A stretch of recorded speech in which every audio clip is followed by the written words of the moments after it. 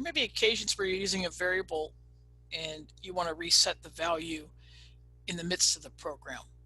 And it's actually very flexible. You're not necessarily locked into the initial value at the top of the code. And I don't really mean like typing something different, but I'm talking about adding something within the code itself.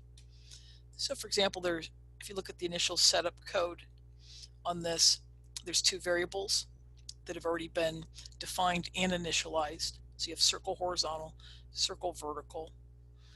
And by the way, we're using these for position.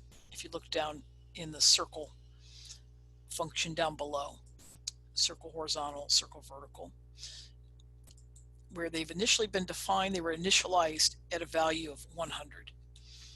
So when you play this, you'll see the position of this little circle is basically 100 pixels over horizontally, 100 pixels down vertically, based on the initial value assigned to the variable at the top of the code. And you're just going to add one line of code on this. So if you look down here in draw, we have the background that's gray, and then there's already a circle function added using the variables for the position. By the way, size is 50, so that's specified down here. This says change circle horizontal value below. What we're going to show is that after you've initially given a value, you're not limited to that you can redefine it.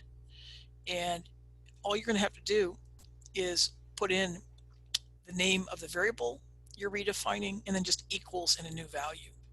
And it should go prior to the object we want to impact. So basically I want to have you redefine circle horizontal value to move that circle to a different position before it runs the circle code. And I have a finished version, so I'll bring that forward. And it's just one line. I added circle horizontal, circle hors equals, and I've changed the value to 300. And you can see the circle's moved over from its earlier position. So horizontally, it's now 300 pixels over.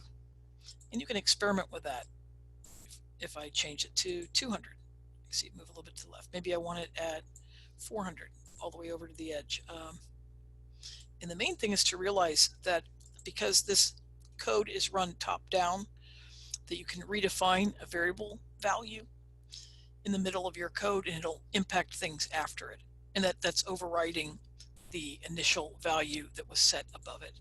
And that can actually be really convenient to have this ability to be flexible and redefine something as you're using it right in the middle of the code.